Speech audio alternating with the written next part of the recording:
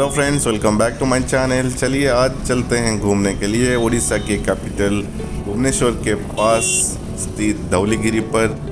धौली एक शांति स्तूप है। इस जगह का नाम धौलीगिरी इसलिए रखा गया कि यहाँ पे शांति के प्रतीक के रूप पर इसको वाइट कलर पर बनाया गया है। तो ये जगह है, यहीं पर कलिंगा वार लड़ा गया था। तो इससे पहले आप सबके मन में ये सवाल तो आ रहा होगा कि ये जो गाड़ी जा रहा है इसमें क्या जा रहा है। ये जो जा रहा है इसमें जा रहा है पनीर। ये दूध से बनता है और इसको लेकर उड़ीसा में बहुत सारे मिठाई बनते हैं। रसगुल्ला, छेना पोड़ इसी से ही बनता है। तो ये भारी मात्रा में बनाया जाता है। तो चलिए मैं आ गया हूँ अपने रास्ते पर। यहाँ से करीब 2 किलोमीटर का रास्ता है। इस रोड से आप आगे जाओगे तो आपको धौलीगिरी आएगा। ये शाम का टाइम है, अभी सूर्यास्त होने वाला है। दोनों तरफ बहुत अच्छे पेड़ से लगाए गए हैं। जाने का रास्ता बहुत ही खूबसूरत है। तो अभी टूरिस्ट घूम के यहाँ रिटर्न आ रहे हैं। ये जाने के लिए ये थोड़ा एक हिल टॉप पर है। 2 किलोमीटर आपको जाना पड़ेगा। मेन रोड से आप ऑटो वगैरह ले सकते हैं। ये दूर से देख पा रहे होंगे, ये दिख रहा है एक पगोड़ा के शेप पर ये से बनाया गया है। ये शांति का प्रतीक माना जाता है। इस जगह का क्या महत्व है, क्या कुछ है, चलिए वहाँ जाकर आप सबके साथ शेयर करता हूँ। तो आप आगे जाते ही लेफ्ट साइड में आपको एक बहुत बड़ा पार्क देखने को मिलेगा। इस पार्क की बहुत खासियत है। इस पार्क में किंग अशोका का रॉक एडिक्स मेंशन है। चलिए चलते हैं। इस पीपल पेड़ के नीचे आप देख पा रहे होंगे रॉक एडिक्स अशोका के द्वारा जो किया गया था, अपने एडमिनिस्ट्रेशन को कैसे चलाया जाना चाहिए, अपने लोकल एडमिनिस्ट्रेटर के लिए गाइडलाइंस यहाँ पर दिखाया गया है और लिखा गया भी है। रॉक एडिक्स इसको इंग्लिश में यहाँ पर मेंशन किया गया है। रॉक एडिक्ट 1 से लेकर 10 तक यहाँ देख पा रहे होंगे।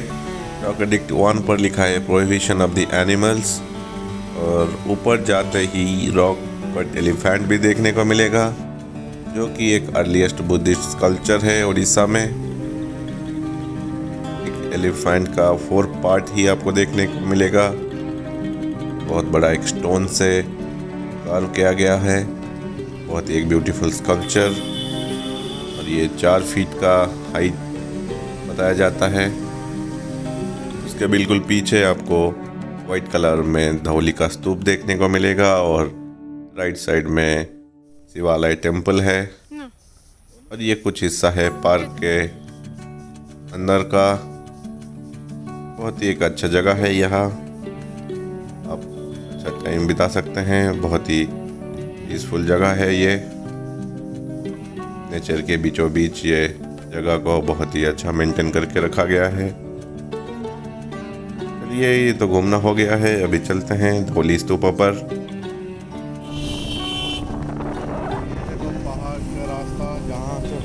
पार्क तो घूमना हो गया है। अभी चलते हैं। थोड़ा सा ऐसे स्लोप रास्ता है। बहुत ही अच्छा मौसम है। अगर उड़ीसा आते हैं आप प्लान करिए नवंबर से फरवरी के बीच में आने के लिए। मौसम बहुत अच्छा रहता है, घूमने का बहुत अच्छा रहता है। और यहाँ पर चारों तरफ आपको ऐसे पेड़ मिलेंगे और ये पहाड़ के ऊपर है, जैसे कि मैंने बताया था। एक छोटा सा स्लोप जैसा भी है।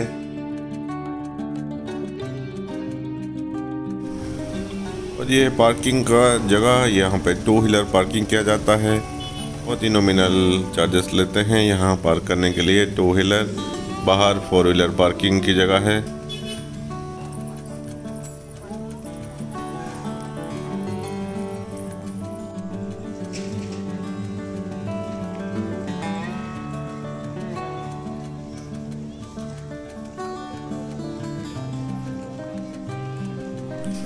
तो यहाँ पर आपको बहुत सारे शॉप देखने को मिलेंगे। शॉपिंग वगैरह कर सकते हैं। और कुछ सीढ़ियाँ चढ़ने के बाद ऊपर आपको धौली स्तूप मिलेगा।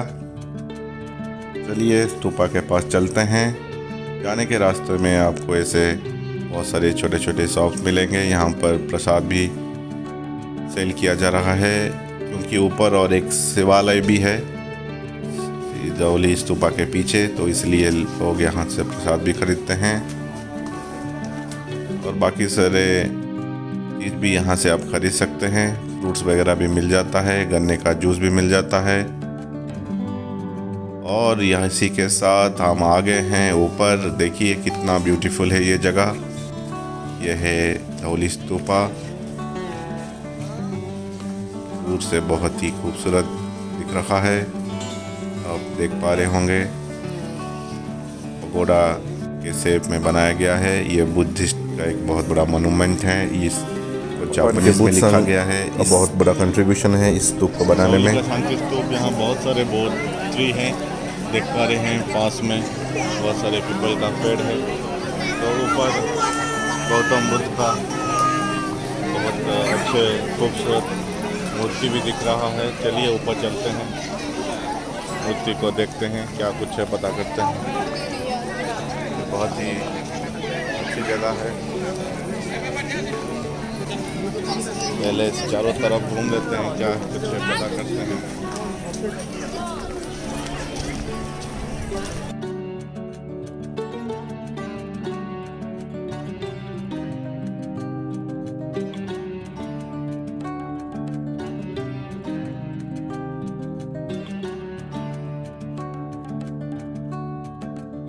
ऊपर से देख पा रहे होंगे कितना है खूबसूरत सा नज़ारा।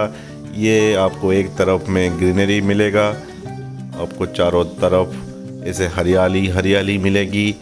बहुत ही अच्छा नज़ारा। और आप दूसरे साइड जाएंगे तो पूरा भुवनेश्वर सिटी देखने को मिलेगा। इस जगह से बहुत ब्यूटीफुल व्यू आपको मिलते हैं। आप देख पा रहे होंगे जो नदी यहाँ से बह रहा है, इस नदी के तट पर ही कलिंगा युद्ध लड़ा गया था और इस नदी का नाम है दया रिवर। इस नदी में जब कलिंगा वॉर लड़ा गया, अशोक ने कलिंगा के ऊपर आक्रमण किए थे तो बहुत सैन्य लोग अपने जान गंवाए थे और इस नदी में रक्त का पानी बह गया था। यह देखकर अशोक का मन परिवर्तन हो गया और यहीं पर उन्होंने यहीं पर बौद्ध धर्म को उन्होंने अपनाया था। बाद में बौद्ध धर्म का बहुत प्रचार प्रसार हुआ। जापान जैसे कंट्री में भी बौद्ध धर्म का बहुत प्रचलन है। तो जापान के बुद्ध संघ ने कलिंगा निप्पन बुद्ध संघ के साथ मिलकर यहाँ पर इस स्तूप की स्थापना किया। तो इस स्तूप की स्थापना के पीछे की यह कहानी और इस स्तूप को कलिंगा वॉर की एक सिंबल के तौर पर याद रखा जाता है। तो चलिए चलते हैं इस खूबसूरत नज़ारे के साथ। पहले नीचे का हिस्सा कवर कर लेते हैं, फिर ऊपर चलेंगे। चारों तरफ घूमने के बाद ऊपर जाने के लिए यहाँ पर सीढ़ी आपको मिल जाएगा। सीनियर सिटीजन और डिफरेंटली एबल्ड पर्सन के लिए यहाँ पर लिफ्ट की भी व्यवस्था है। बहुत ही अच्छा फैसिलिटी है। आप सामने से भी जा सकते हैं। ऐसे एंट्रेंस पे ही आपको दो ऐसे लायन देखने को मिलेंगे। ये लायन आपको एंट्रेंस पे है।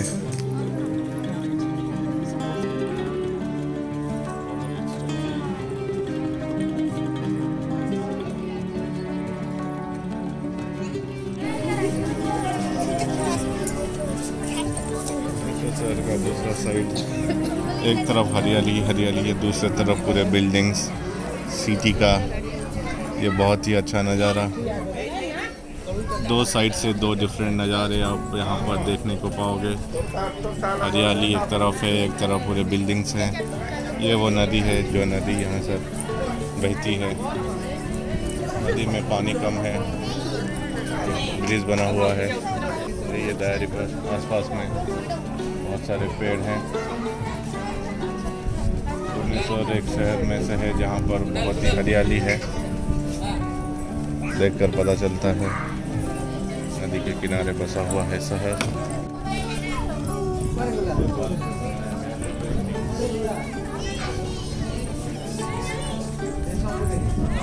ब्लॉक में बनाया गया है डिक्स।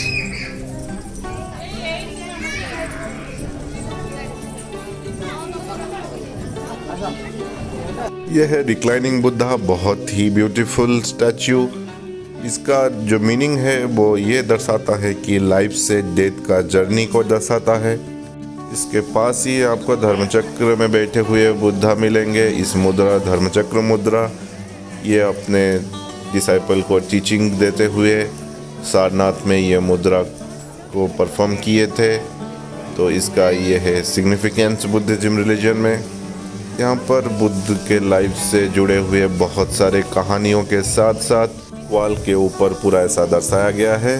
आपको पूरे अशोक और बुद्धा के कहानी को भी यहाँ पर वॉल के ऊपर देखने को मिलेगा। ये है बुद्ध का और एक मुद्रा। इस मुद्रा को भूमिस्पार मुद्रा कहते हैं। ये सारे मुद्राओं की बहुत ही सिग्निफिकेंस है अपने लाइफ में भी। तो ये है दूसरे तरफ का हिस्सा जहाँ पर काफ़ी अच्छा व्यू आपको देखने को मिलेगा। चारों तरफ ही आपको ऐसे काम देखने को मिलेगा। बहुत ही delicate and beautiful art work आप यहाँ देखने को पाओगे। ऐसे सारे मुद्राओं के साथ आप यहाँ पर फ़ोटो भी खींच सकते हो और अपना अच्छा वक्त भी गुजार सकते हो। अपने लाइफ में बुद्धिज्म के मोरल वैल्यूज़ और प्रिंसिपल को आप फॉलो भी कर सकते हो। बहुत ही एक अच्छा जगह है। इसके बिल्कुल पीछे है और एक टेम्पल। तो ये है वो नदी जिसके बारे में मैं बता रहा था, दया रिवर। यहाँ पर लाइट और साउंड शो भी ऑर्गेनाइज किया जाता है। बहुत ही एंटरटेनिंग रहता है। कलिंगा वार जो कि मगध और कलिंगा के बीच में लड़ा गया था, उसी के ऊपर इस कहानियों को दर्शाया जाता है। बुद्ध के बारे में भी बहुत कुछ बोला जाता है। मैंने कुछ क्लिप लिया था, आप सबके साथ शेयर कर रहा हूँ। इंसान ही नहीं, पशुओं, जीव जंतुओं की हिंसा पर भी रोक लगा दी। शाकाहार का विचार दिया, जाति पाति के भेद खत्म कर दिए गए। लोक कल्याण और जनहित उसके शासन के मंत्र बन गए।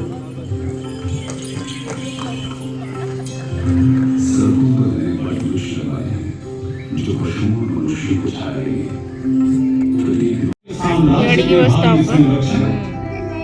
तुम्हारी देख रेख में मौर्य वंश और साम्राज्य वैसे ही सुरक्षित रहेगा जैसे माँ की गोद में और पिता की छाया में शिशु।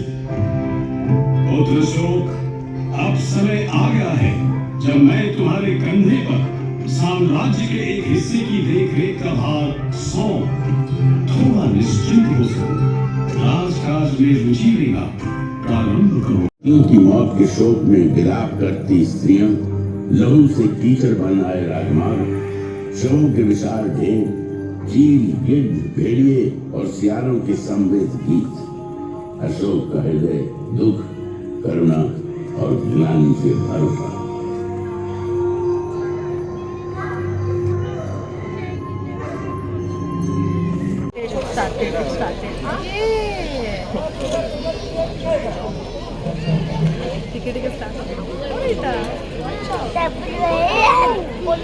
में छाले पड़ जाएंगे, इसलिए चंद्र लोग खिचड़ी को किनारे से खाते हुए बीच की ओर बढ़ो। इस तरह बिना खुद को आहत किए। इसी के साथ मैं आप सबसे विदा लेता हूँ। मेरे चैनल को सब्सक्राइब कीजिए और वीडियो को लाइक शेयर करना मत भूलिए। आशा करता हूँ आप सभी को ये वीडियो बहुत अच्छा लगा होगा। धन्यवाद।